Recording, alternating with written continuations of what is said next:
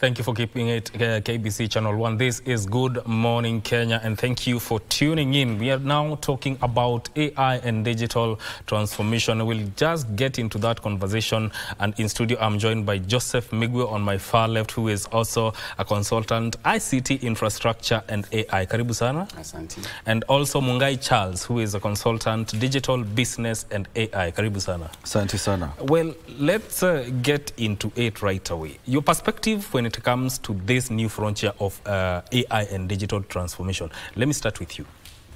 Thank you. Thank you for the opportunity to be here and to have this conversation today. Yeah. I think as a country we have gotten to a point where we now must have a conversation, a robust conversation on basically what this means for our lives. You've asked me for my perspective. Yes. I'll approach it from different angles. First is just to understand what exactly is AI. It is artificial intelligence. And artificial means that it is by, say, machines, which are basically mimicking what is the human intelligence. Human intelligence is your ability to learn. It's your ability to comprehend and break down complex subjects into simple and understandable, something that you understand. How you learn that is by different ways, you know. You could go to school and get an education. You could have the experiences in your life. But all those, they go into your brain, and they form something we call memory. So when it comes to the machine, however, is that this has to be input as data. And then the machine learns. So we bring something we call machine learning. When it comes to machine learning, there are different, you know, modes of machine learning where you have deep learning. You have, in your brain, you have something, basically, the transmission of information in your brain, which in a machine we call neural networks. Okay, and then when it comes to just you know, simple things like how you learn to speak. Okay, you talk about your mother tongue and all those kind of things. So there's something we call language processing, right? Where you learn to even speak this language, you're learning to speak this other language, those kind of things. So then now you ask, therefore, what does this mean for where we are going to next as a country? And then I tell you that we are already there. Because when you look at, for example, say, for example, when one of the major campaign issues in, you know, across different campaign duration has been, for example, the issue of debt entrapment. A lot of young people are finding themselves, and even older people, they're finding themselves in a situation where they're entrapped because they borrow from this app, pay this app, borrow from this app, pay this app. It's an aspect of digging one hole and covering the other. Yes. And then the apps sort of keep enticing them with an increased limit. Yes. So when you borrow here, your limit today was 2,000, you borrow from this app 2,000, then you come, you pay back, you borrow from this other app, you pay back, and then you know, your limit moves to 2,500. And now this app you had borrowed maybe 2,000 to pay these 2,000. Yes. And then now here you have 2,500. You take the 500, now that's your float, isn't it? Yes. And then now you have to figure out maybe a third app to sort out these loans, you see. So that's one aspect. Yes. Now, then we come to just even simple things like the decisions we make in life. You find that there are things that you find, for example, advertising. When you come from here, you're on your phone, you're reading a story about something, and then you see an advert, right?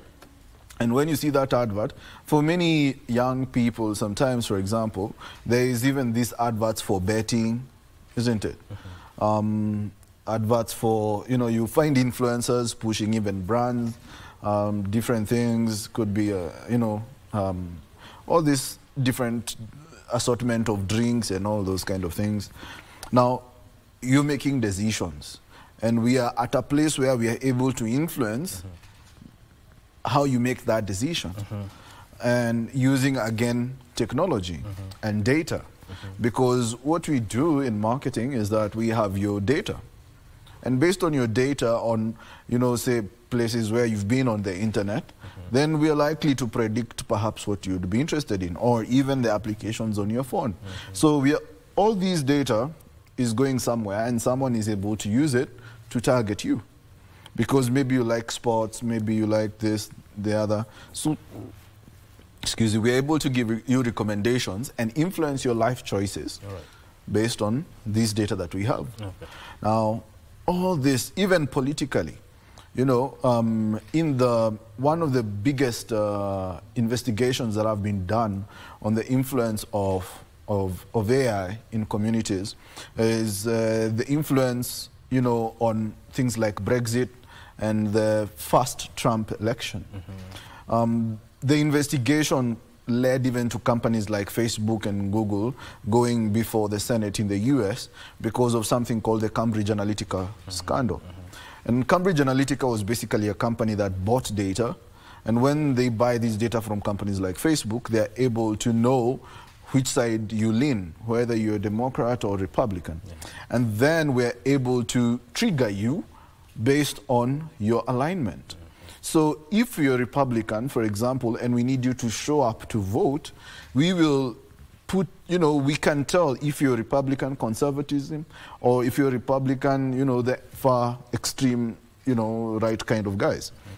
So then what we're able to do is that we're able to put out things that we know will trigger you to show up to vote. If you're a Democrat, we can be able to tell you, oh, this guy won't even get voted in. You don't need to show up. So you don't show up to vote. Then that affects. So my perspective on all this is that we are already in it. I think it is important we begin a conversation on how are we going to live with it. Yeah. I want you to give your perspective and also tell us how you rate Kenya's technological advancement as at now. Thank you very much for having me. My perspective on AI is that, just like Charles has said, is that AI has come to revolutionize how things are being done. And just to give a small brief history on where we've come from to where we are, so that we can be able to understand what is this that we are talking about. You remember that from the invention of wheel, you know, back in the 80s, that it was the first time technology was starting to come up.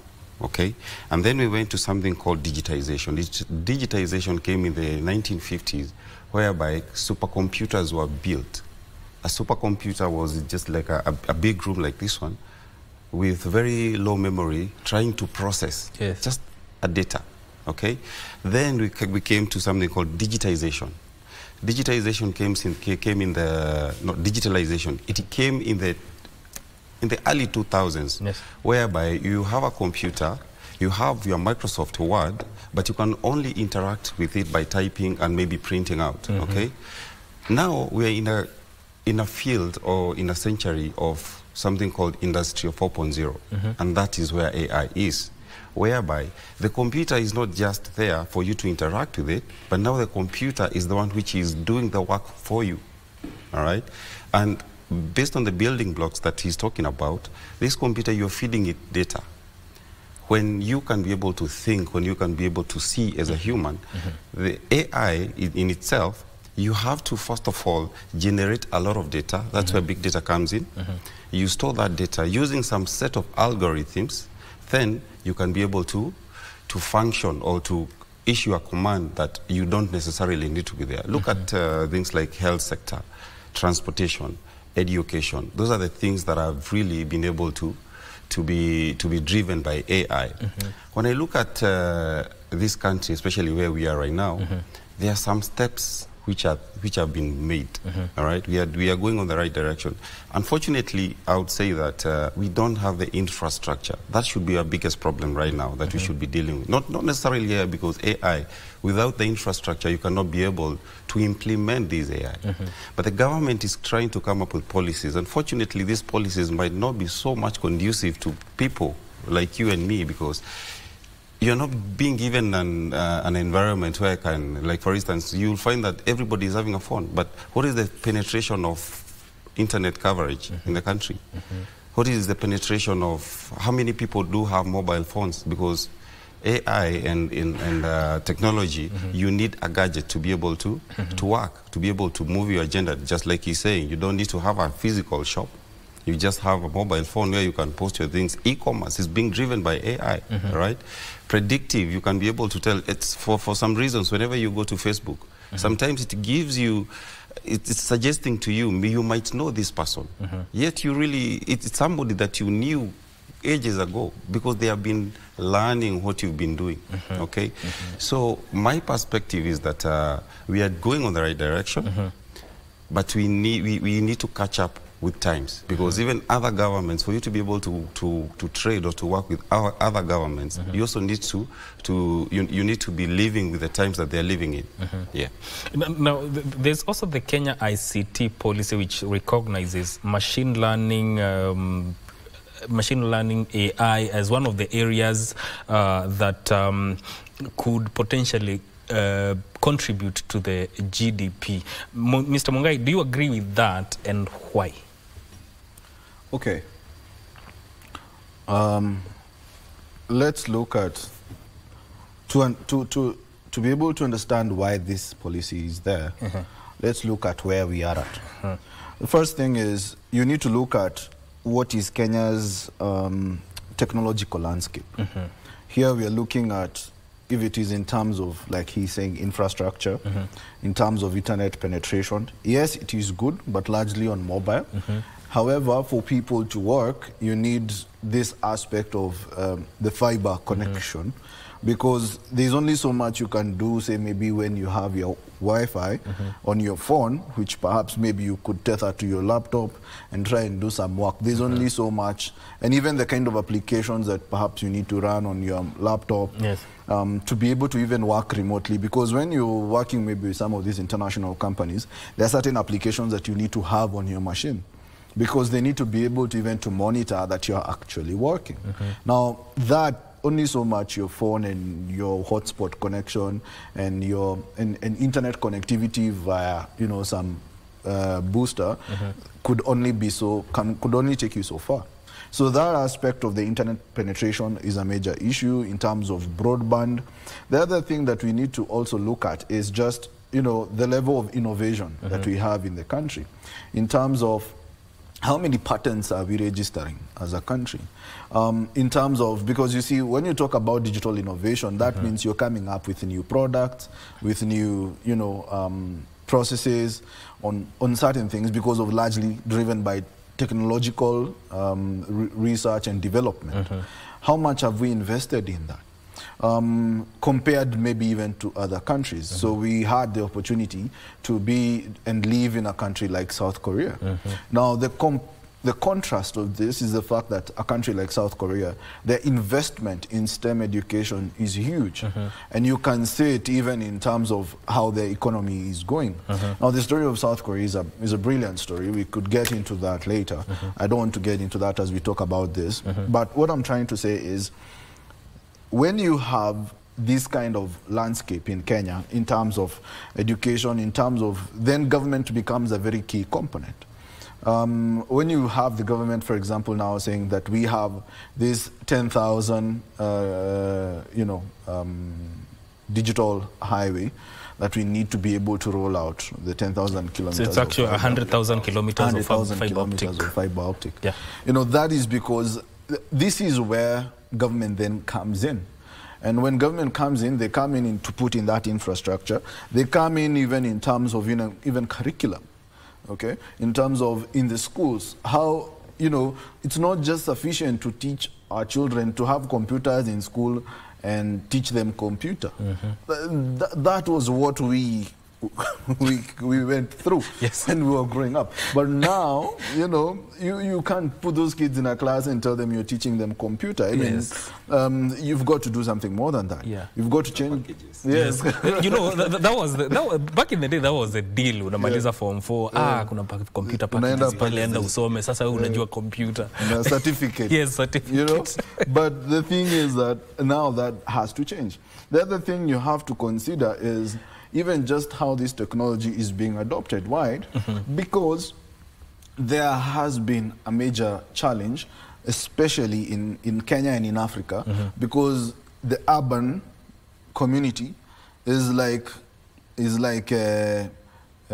you know, what can you call it? You know, many years ahead of the rural community.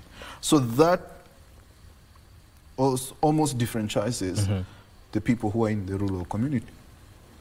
And therefore, government has to bridge that gap. So when you do all this, perhaps as government, then it also means that you sort of have to come up with policies that make sure that there is, again, this is not being used to disadvantage a section of the society. Through what? Through interventions like looking at, so the policy will look at how many people are able to be reached by this infrastructure that we're putting in. What level of investment, what level of education, what level of awareness, how much level of opportunities, you know, which is when now you'll find things like, you know, the projects the government has now in terms of the digital jobs and those kind of things. Because again, you also have to help people understand that it's now, you know, with your laptop, you can, you know, in the rural communities, people would go to the shamba, Nalima, and you know, you're limited to how far progress you can make in that community by virtue of the fact of the opportunities that are available in that community. But today, you're not limited by virtue of the opportunities available in that community, because now we're in a global society. And we're in a global society, why? Because with an internet connection, a fiber internet connection within your area, that means that now your parents can go to the shamba, but for you, you can go to some center or something, connect to fiber, work on your laptop, and therefore that even the income you're able to generate, and a rising tide lifts all boat, you see. So now you find that you're not limited to the opportunities that are available in that area. So it's a transformational kind of change, which is then now what brings in the whole aspect of digital transformation. So because of these innovations that are there, then it brings about transformation. And we'll talk about the opportunities they are in. But I want you, Mr. Joseph, to come in. You've been to South Korea. What would you say, besides having concentrated on the STEM subjects, what would you say South Korea did right to achieve the digital transformation that they are in right now, as compared to us? Well, that's a very beautiful question. So I tried to understand how Korea developed, how they transformed from wherever they used to be, where they used to be in the times, to where they are right now. Back in the 1960s, you already know Samsung, right? You'll be shocked to know that Samsung started by trading, you know what their first business was? Selling rice and noodles. And textile. But then again, they realized that they really are not very rich in terms of minerals, in terms of the raw materials and stuff. So they started thinking then, what is it that we can be able to do differently? They realized technology was everything. So they started doing, first of all, they upgraded the education system. From the education system, now they start leveraging on what is it that now we can be able to do differently. They started doing incentivizing students. They started giving startups capital, tax deductions. They started rolling out fiber. You should understand that South Korea right now, they're the top country in internet. Actually, they are using 5G right now. They are almost now rolling out the 6G. And you know what that means? It is a seamless transformation for them that everything that they do, they have to digitize. All the way from health, from transport to agriculture. they have used technology to do all those things. So when I look at them and what we are doing as a government or what we are doing as a people is that if you look at our government right now, it's really trying. If you look at what they are trying to do with their systems, when the president came, he tried to say, actually he said that each member of the cabinet, they should not be coming with papers. You know, what does that mean? That you need to adopt technology. We also went ahead and started building and investing a lot in the concert technopolis. It is really coming up. We have a very big data center there. So what I'm seeing as a government is that, yes, we are coming to the reawakening, that technology is the only thing that we can be able to push our agenda through. I am happy to see that things like young people are able to develop things like applications. They can be able to shop online. They can be able to post their stuff there. But the problem with the government is that it's not coming through the right policies, because AI also is a very destructive tool if not used correctly. So the policies that Charles is talking about and what the government is doing versus what I saw in Korea is that they put policies that are governing everybody, whether it's, I mean, from the police to the Mwananchi. So that is an agenda. That's an agenda that our government should be leveraging on and trying to go to. Whenever they go to these countries, they should be trying to to trade and see what are these things that they are doing differently. What can we learn from them? For example, Charles did a very nice article on about data, okay, and AI ethics. So by him doing that, when he presented to the government, I hope you did, what did the government do with it? Did they try to see that this person has gone, has learned, has published something which can be able to help us? So the issue here also is the ICT and their policies and the governance. Yes. All right. Let me add something. Okay. To put it into context and for any Kenyan to understand what we are looking at here. You know, sometimes people come from a certain country, they talk about it, and you're thinking, well, that's well and good, but we're in a different setup, blah, blah, blah. But there's something we need to understand. First, let me put it into context. Korea is a country 10 times smaller than Kenya. But same population as Kenya. Over 50 million people. Number two, this is a country where weather is in extremes. Their winter is among one of the harshest winters we have around the world. The temperatures of winter can get to negative even 15, 17 there. Wow. Okay? All right? So, you know, if you thought, you know, when you go there is when you realize why people can't understand what you mean that you say you have drought because you have sunshine. Because everything grows towards the sun. But I am telling you, winter, the cold, even if nikikuweka kwa baridi hata wewe, if I employ you today and I put you in a situation where you are very tense, even if you utapata hata maugonjwa, you know, even productivity goes down. Productivity goes down. And that is the level of life that you must think about when you're in extreme cold. When winter starts, they have to cover trees with sisal. Otherwise, baridi itakula mti until mti, by the time we are back to summer again, you may not find the tree. So when you come into that situation where, you know, things don't just grow anytime you want, like in Kenya, utapanda, utavuna, bora uko na maji. Okay? There, you know, there are seasons where ikifika, life just stops. You know, mmea hautoi chochote. Then you think about it. So they had to start thinking. We are a small country. We don't have all this amount of land. So we can't grow. People can't even build this way. We have to build this way. Okay? So you have buildings there. You know, Samsung as a company is a major real estate company in South Korea. So they have buildings, I think a minimum professors were telling us was about 22 floors. That's when it starts making business sense. Okay? So now you find that when you have that kind of a scenario, then as a country you have to think what will give us an advantage in the world.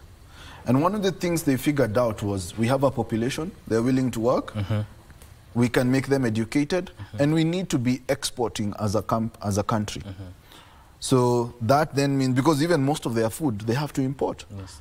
For the time I was in South Korea, I didn't have an opportunity to eat pao, mangoes, you know, those, and even the avocados, they have to come from Peru. Those are the things that they import. Yeah, they have things to. we take for granted. Yes, here. yes. Food. Naturally, food. Wow. You see mbosho? Yeah? Mbosho, you put it, it's put in, it's almost put almost like in ice cream. You know the kind of thing that hapa unaenda hapo unakula ati kwa kibandaski unaitisha dondo. I look for that thing in South Korea. It's a major issue. So the thing is that there's a lot of things that we take for granted. The fact that in Africa we have weather, that's amazing weather throughout, that you can farm anytime. You have large tracts of land, and the land is can actually be agriculturally productive. You know, so they had to change that and focus on technology. And that's why you find that they then therefore go ahead and invest a lot in research and development. A lot of their students, that their focus is on STEM courses. That's why you'll find a lot of innovations coming out of there. A lot of R&D and, you know, companies even like Samsung, you're using your device today, it's competing with companies like Apple, you know, so we have to look at that context, then now start thinking as a country, what do we want to do? All right, let me through this, and in the interest of time, the AI is projected to contribute around 15.7 trillion to the global economy. That is according to independent research. What does this portend for opportunities within this field? All right, for the growth of technology and how much it's contributing to the GDP of each country potentially comes from the fact that everybody and all the fields are able now to make their own businesses directly and indirectly. As compared to the times where you could only trade through, for instance, if you go to Wakulima market, the only people who can be able to trade there are the so-called brokers. But right now, everybody can be able to sit down after learning, after knowing how you can be able to develop. Then you can be able to make business, whether it's locally or internationally. All right. So the government is now trying. If you look at the government, especially right now, what's trying to do, if you look at people like Wasani, right now they are told if you have a TikTok account, we can be able to get tax from you. That is all. I mean, that has been. It is possible because there is technology. You know, the government is trying to roll out schemes. There is infrastructure, there is internet, you know. There are phones, you know, mobile penetration. If you look at M-Pesa, the government has tried to push things to people directly, not to them. It is now the technology pushes itself to you so that you can be able to take that and try now to make money from that. The global economy, when you look at things like e-commerce, e-commerce has really thrived. And it is there. Right now, it's really moving markets. Okay, so the government is able to get and to reap big from these people, from virtually everybody. That is the reason you had the government trying to say that even if you have a small cow and you're selling meal, you can get a shilling from you. You know, maybe the policies could be biased or something like that. But for the government also to be able to get its money, it has to move towards where the economy is moving from other international economies. Look at fintech. Look at education, look at even transportation. Nowadays, people are paying with M-Pesas, right? So maybe that small 20 or 5 shillings that it's getting from whenever you do a transaction, maybe the government gets 2 shillings, another person gets something. So that's how you're able to diversify, you know, the economy, as well as making everybody be able to trade. Remember the times when people used to go and queue so that they can be able to make a phone call in a telephone booth. Right now, whenever you have internet, like you were saying, whenever your mother is at home, is just telling you, I need seeds, okay? So the person who is selling seeds, it is not one person, one big person at the shop center, you know, your local market. Many people can be able to store those seeds and something else. What does that mean? It means many people are now coming in business-wise, whereby that money, whenever you look at how much the government is making, or even the people are making, the global economy is now getting big. Yes. I'm told we are out of time, but I'll give you each 30 seconds to give a parting shot. Let me start with you. It must feel like the conversation just started. Yeah. So, I think my parting shot for me would be that we used to say that if you're not interested in politics, politics has an interest in you. I think that would be what I would say about technology today. Yes. And particularly as we move now to a world where AI is dominant, is that if you're not interested in the technology, the technology has an interest in you. And the stakeholders of our society who are using this technology, not because out of choice, but out of they are compelled to, they are having, you need to understand what it is that the opportunities are for you and what the limitations are for you, and also how this could affect your life. And when you understand this, you will be in a better position as to how you plan your life around it. Okay. Yeah. Well, for me, I would say that we should leverage on building the infrastructure here in Kenya. We should incentivize the youth and the people who are doing startups, because that's a big thing. Educate so many people, educate people, because I realize that schools, they collaborate with very big institutions. Why? Because these institutions, whenever you come up with a subject or a project, an institution, maybe Safaricom, will be able to give you money to develop that. Maybe it's a robotic system that you are developing, and then in turn you're employed by those people. And then we can focus on key sectors, that is something like agriculture, education, and then we do a lot of monitoring and evaluation so that the AI and the technology cannot then again come to haunt us back. Yes.